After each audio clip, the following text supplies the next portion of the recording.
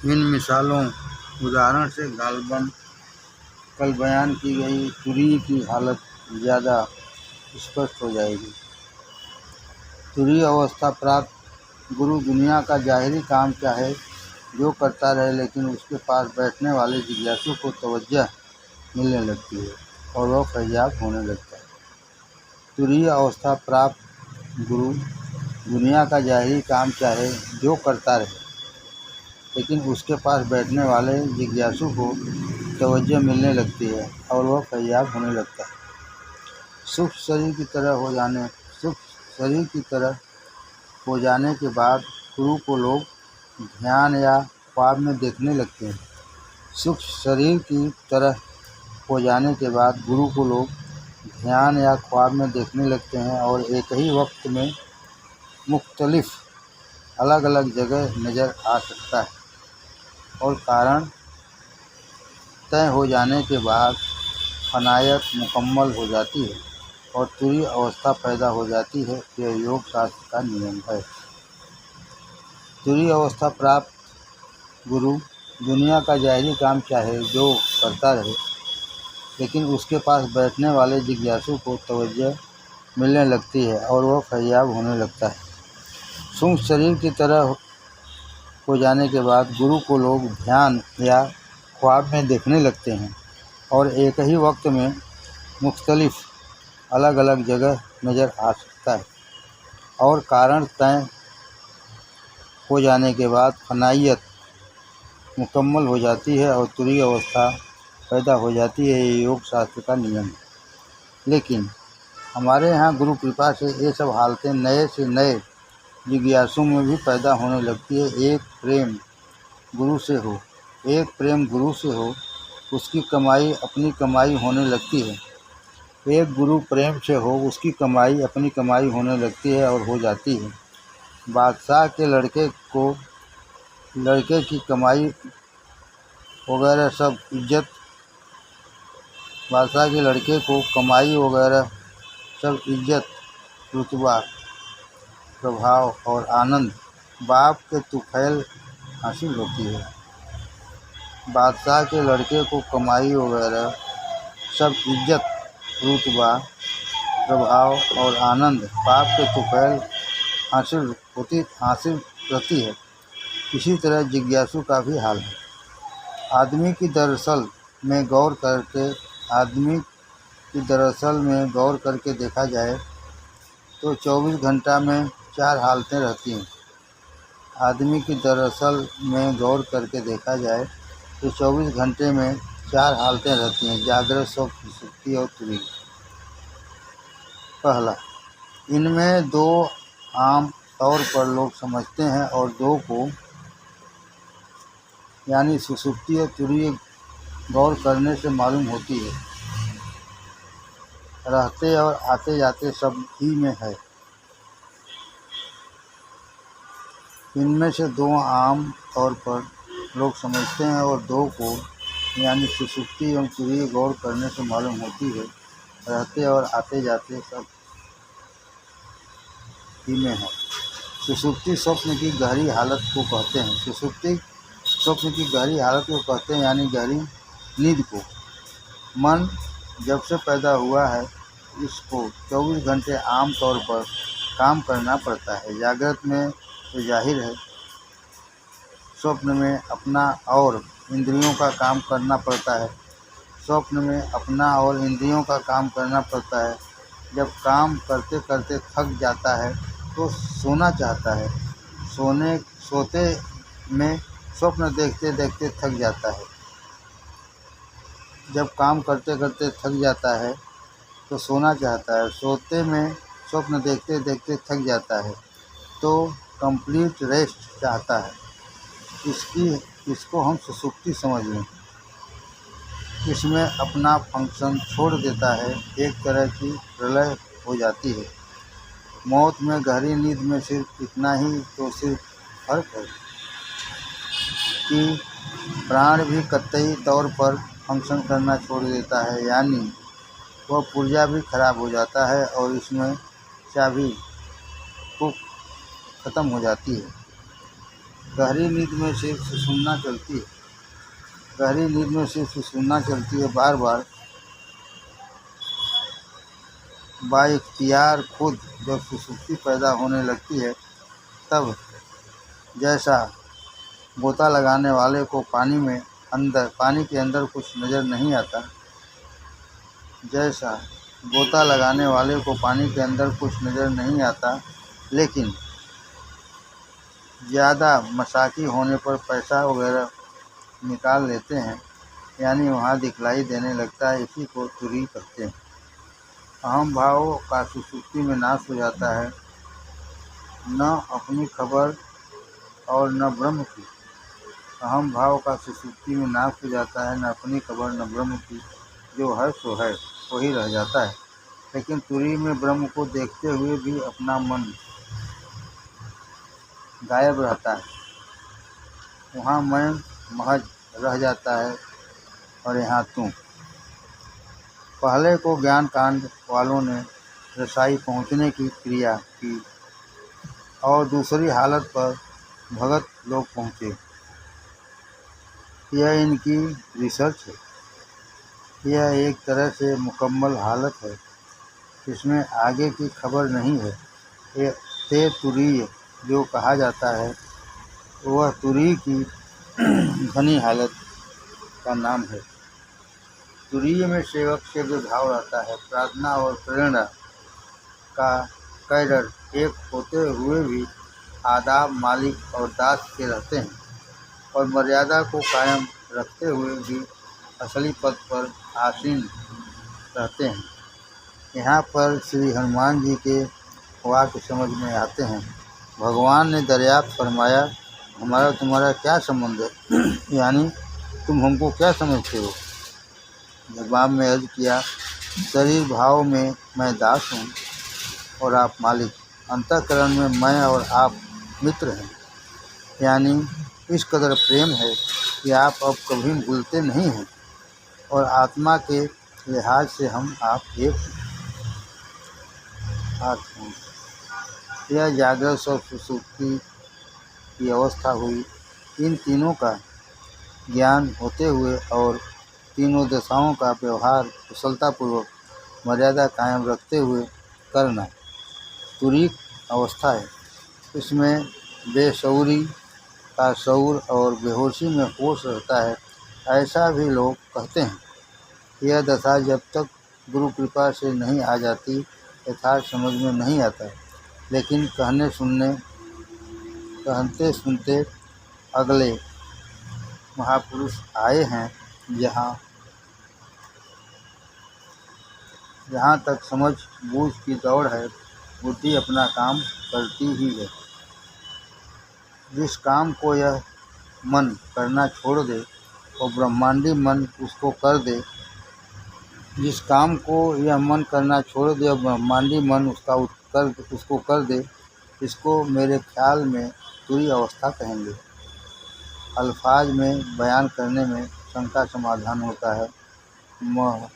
मफ़हूम आशय समझना चाहिए। जितनी भी बड़ी बड़ी रिसर्च और इजादें हुई हैं, वह तुरी अवस्था में ही हुई हैं। दिमाग सोचते सोचते थक गया और निराश हो गया। उसके बाद बात ऐसी समझ में आई कि अक्ल खुद दंग रह गई और काम सिद्ध हो गया।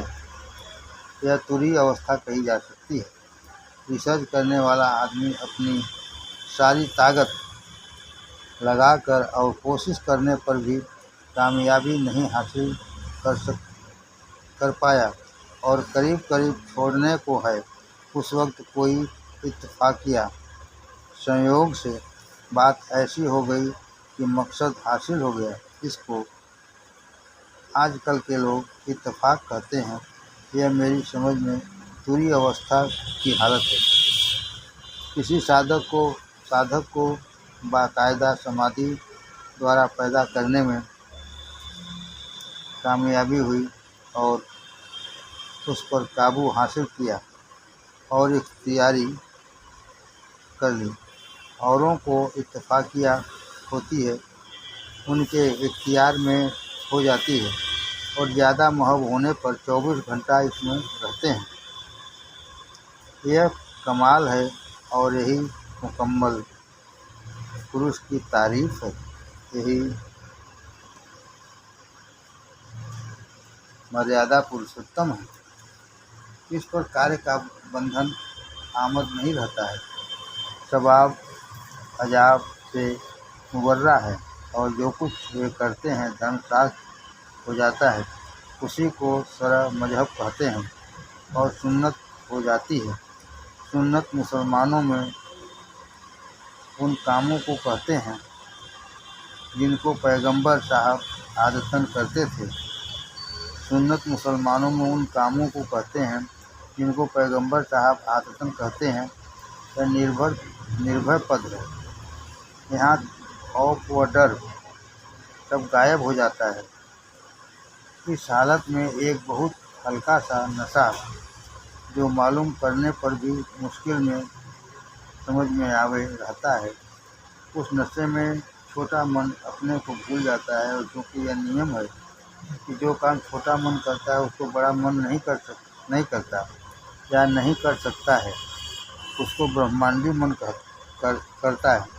इसलिए ऐसी दशा में सब काम ब्रह्मांडी मन करने लगता है। जिन महान आत्माओं की ऐसी हालत होती है वह जब ब्रह्मांडी मन में होते हैं तब सैकड़ों बरस की पुरानी बातें ऐसे बयान करते हैं कि गोया ताजी हो।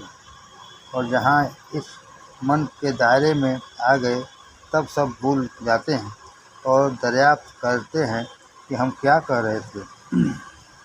सारी दुनिया में जो कुछ हो रहा है देखते हैं और नीचे उतर आए तो पैरों तले की चीज़ भी जो सामने है नहीं देख पाते।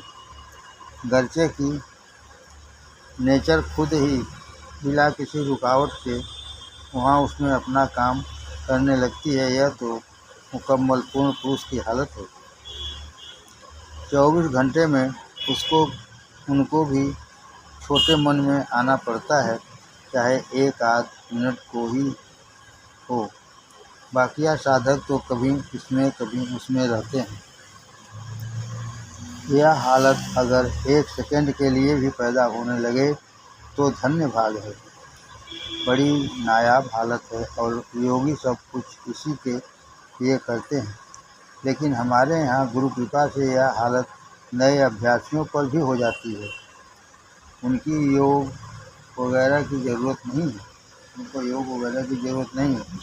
जिस वक्त वह सचमुच पिनापिल शेख हो गए उस वक्त यह हालत उनकी ऐसी बढ़िया और अजीबोगरीब हो जाती है कि देख कर लोग दंग रह जाते हैं। बड़े बड़े महात्माओं के जो किस्से सुनते आए हैं यह सब तुरीय की हालत है। इसी को संतों की सहज समाधि कहते हैं। तुरीय अवस्था को यदि एक लफ्ज़ में बयान किया जावे तो यूँ कहेंगे कि बेहोशी का होश, यानी होश की बेहोशी और बेहोशी का होश। इसी को कबीर साहब फरमाते हैं, राम जपत हमको फिरे हम पावें विश्राम। अर्थात पिंडी मन अपने ब्रह्मांडी मन में वासिल पहुँचा हुआ हो जाता है और अपनी ड्यूटी व फंक्शन से सुबह दोष हल्का बेकार होकर आराम याफ्ता हो जाता है तथा अपने ब्रह्मांडी मन से सब काम करता है। लहर समुद्र में मिलकर शांत हो गई। अब समुंदर की रफ्तार के साथ शांतपूर्वक यह चल रही है और मगन है। इसमें पिंडी मन की उछल कूद की परेशानी खत्म हो जाती है, जिसकी पतंजलि महाराज ने गालबन एक सूत्र में ही कहा।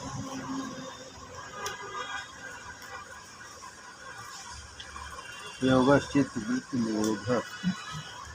यहाँ यह हालत मुस्तवी को, नए जिज्ञासु को पहले ही दिन पैदा हो जाती है, जिसका नतीजा यह होता है कि वह आवागमन के चक्कर से हमेशा के लिए आज़ाद और मुक्त हो जाता है। यह बात प्रत्येक समझ में आती है और रामायण की इस चौपाई का अर्थ समझ में आने लगता है।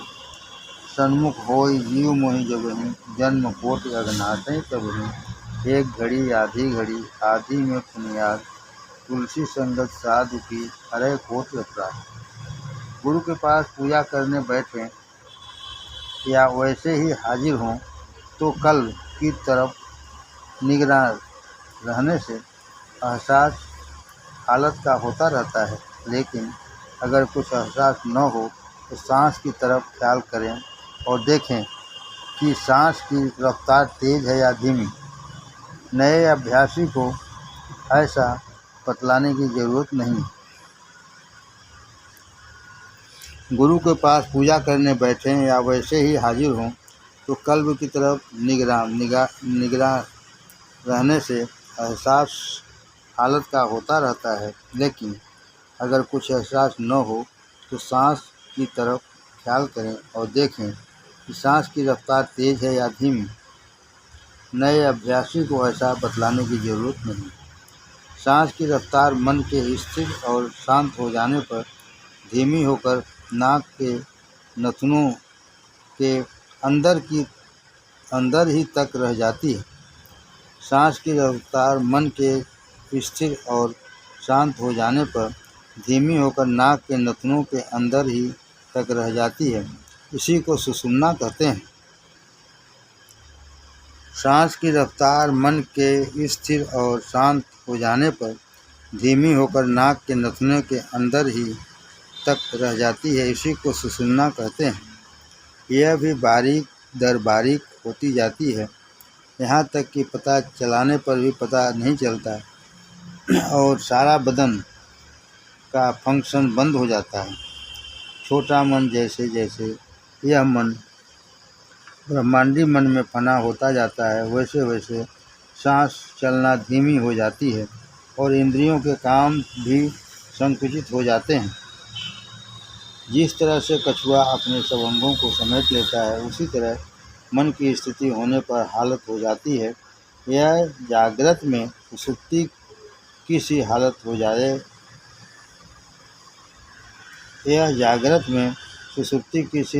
जाए इसी को सहज समाधि। जब जागृत में सुषुप्ति की सी हालत हो जाए इसी को सहज समाधि तुरीय कहते हैं।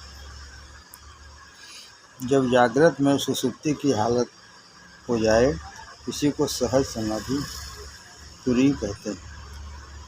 यहाँ बाहर के कारोबार वगैरह से मन चंचल नहीं होता है, अपनी स्थिति में बना रहता है और उसकी वह दशा हो जाती है जो कालिया दहन में भगवान ने सर्प की थी।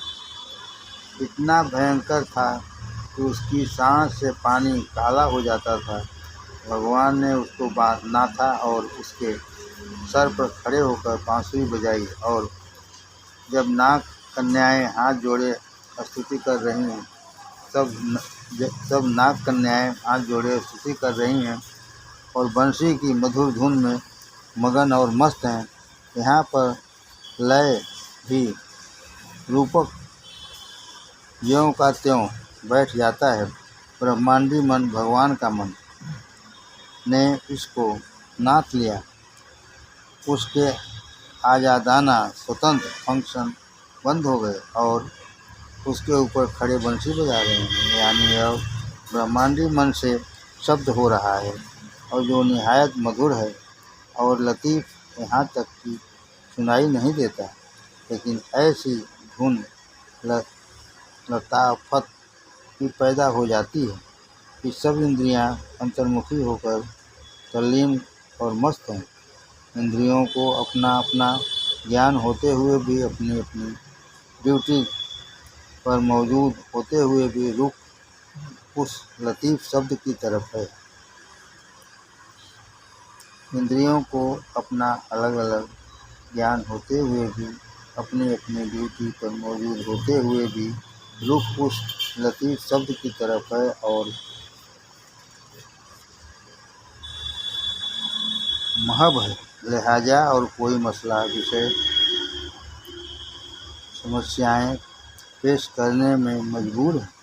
जो कुछ दिखाई सुनाई वगैरह देता है वह आकर्षित नहीं करता है, बल्कि ईश्वर के हुजूर में उनके हुक्म के रेडियो की तरह ब्रॉडकास्टिंग दिमाग को कर रहा है और उसकी तामील बिला झिझक के इस छोटे मन के ड्यूटी एज ए ड्यूटी फर्ज अदाई हो रही है। इसी को गालबन तुरी कहते हैं। शास्त्र के बयान किए हुए लक्षण उम्मीद है कि मिल जाएंगे, क्योंकि अनुभव पक्का तभी होता है जब अपना अनुभव और गुरु का वाक्य वेद प्रमाण के अनुसार पाया जावे।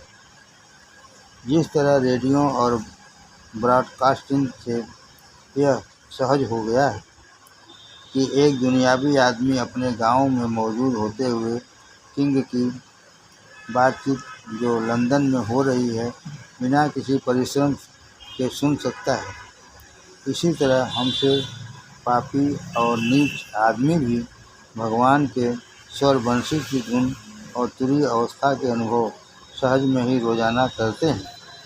इसलिए संतों ने इसको शास्त्रीय बड़ा नाम तुरीय न देकर सहज समाधि कहा है। होता यह है कि बाहरी वस्तु का ज्ञान इंद्रिय करती है, अगर प्रिय है तो उसकी ओर आकर्षित होती है, अगर उसको भोगना चाहती है और मन से इल्तिजा प्रार्थना करती है। मन उस पर सोच विचार करता है कि किस तरह इसकी रुचि पूरी हो। इसी तरह संकल्प विकल्प करके बुद्धि से मंजूरी हासिल करने को जाता है। पुरुष चूँकि जन स्त्री मुरीद है, वह अपनी ड्यूटी को गौर और खोज गहन विचार करने की और भगवान की मर्जी के मुताबिक निष्पक्ष काम करने की ताकत कॉन्शियसनेस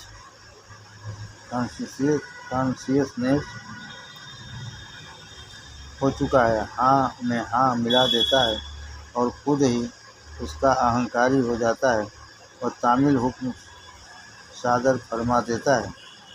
चुनांचे मन खुशी खुशी इंद्रियों का हुक्म बजा लाने का हुक्म दे देता है। कर्म इंद्रियां बजा आवरी कर्तव्य पालन में लग जाती हैं। मन का काम संकल्प विकल्प करने का है, बेजा बात को वहीं रोक देता है और जो बात को बुद्धि तक पहुंचाता है और जज्बात को और जो बात बुद्धि तक पहुंचाता है। बुद्धि का काम तो संयम रखने का है। ऐसा काम किया जावे जिसकी वजह से किसी को तकलीफ न हो। फर्ज कीजिए काम ने अच्छे गाने की आवाज़ सुनी, अब उसने मन से अर्ज किया कि यह गाना सुनने चला जाए। मन अगर निर्लिप्त है तो वह संकल्प विकल्प करता है कि इसकी यह बात इस वक्त माननी चाहिए या नहीं। इस वक्त गाना सुनने जाने से ड्यूटी में फर्क तो नहीं पड़ेगा और कहता है संध्या का वक्त है, इस वक्त संध्या करो। लेकिन अगर तुरीय लिप्त इंद्री अगर मुतीय लिप्त इंद्री खास का गुलाम है तो बुद्धि से मंजूरी हासिल करता है और किसी न किसी तरह उससे मंजूरी लेकर गाना सुनने चला जाता है। और दीगर इंद्रियों को जो तकलीफ हो रही है उसकी परवाह नहीं है। खाने का वक्त है, भूख लगी है, सर्दी का मौसम है, सर्दी खा रहा है लेकिन गाना सुना जा रहा है।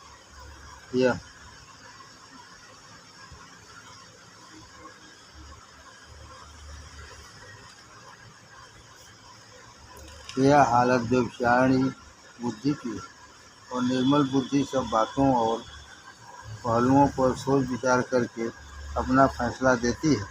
लेकिन तुरीय अवस्था में क्या होता है कि उस माधुरी बंसी की धुन से में सब ऐसे मस्त हो जाते हैं कि ड्यूटी एज ए ड्यूटी ही करते हैं। सब अपना अपना ममत्व छोड़कर बेलगाम काम करते हैं, किसी बाहरी चीज़ से आकर्षित नहीं होते हैं। मन इंद्रियों की तरफ से फिरकर भगवान के हक में फना हो रहा है और बुद्धि भी फना है। लिहाजा अब राम की मर्जी ही पूरी हो रही है। और भक्त का मन कहने को जिंदा है कि राम तेरी मर्जी पूरी है हो। और उसमें खुश, मगन और मस्त है।